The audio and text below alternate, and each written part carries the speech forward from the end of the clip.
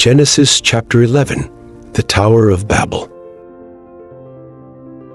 At one time all the people of the world spoke the same language and used the same words. As the people migrated to the east, they found a plain in the land of Babylonia and settled there. They began saying to each other, "Let's make bricks and harden them with fire." In this region bricks were used instead of stone, and tar was used for mortar. Then they said, "Come, let's build a great city for ourselves with a tower that reaches into the sky. This will make us famous and keep us from being scattered all over the world." But the Lord came down to look at the city and the tower the people were building. "Look," he said, "the people are united, and they all speak the same language. After this, nothing they set out to do will be impossible for them. Come, let's go down and confuse the people with different languages. Then they won't be able to understand each other." In that way, the Lord scattered them all over the world, and they stopped building the city. That is why the city was called Babel, because that is where the Lord confused the people with different languages. In this way, he scattered them all over the world. The line of descent from Shem to Abraham. This is the account of Shem's family.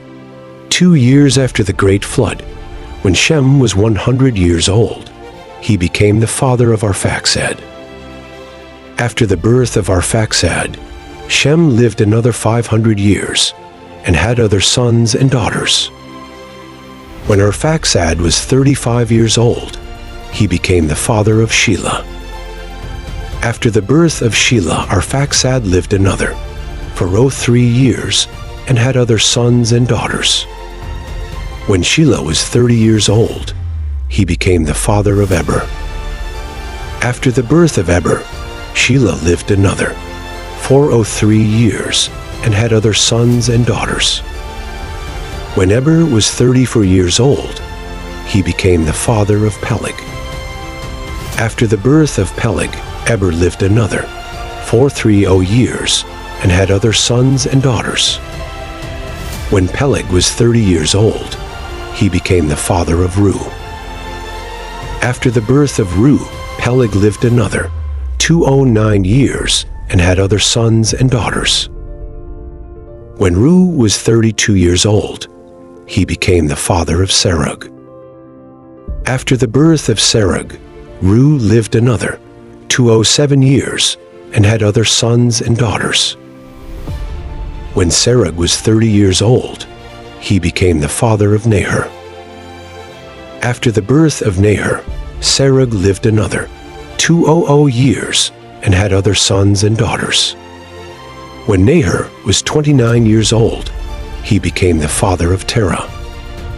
After the birth of Terah, Nahor lived another 119 years and had other sons and daughters. After Terah was 70 years old, he became the father of Abram, Nahor, and Haran. The family of Terah.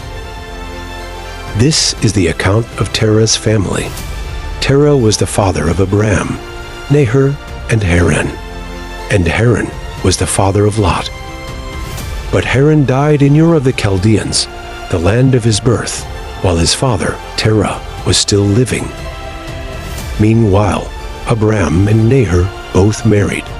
The name of Abram's wife was Sarai, and the name of Nahor's wife was Milcah. Milcah and her sister Iscah were daughters of Nahor's brother Haran. But Sarai was unable to become pregnant and had no children. One day Terah took his son Abram, his daughter-in-law Sarai his son, Abram's wife, and his grandson Lot his son, Haran's child, and moved away from Ur of the Chaldeans. He was headed for the land of Canaan, but they stopped at Haran and settled there. Terah lived for 205 years and died while still in Haran. Thanks for watching. Subscribe for more.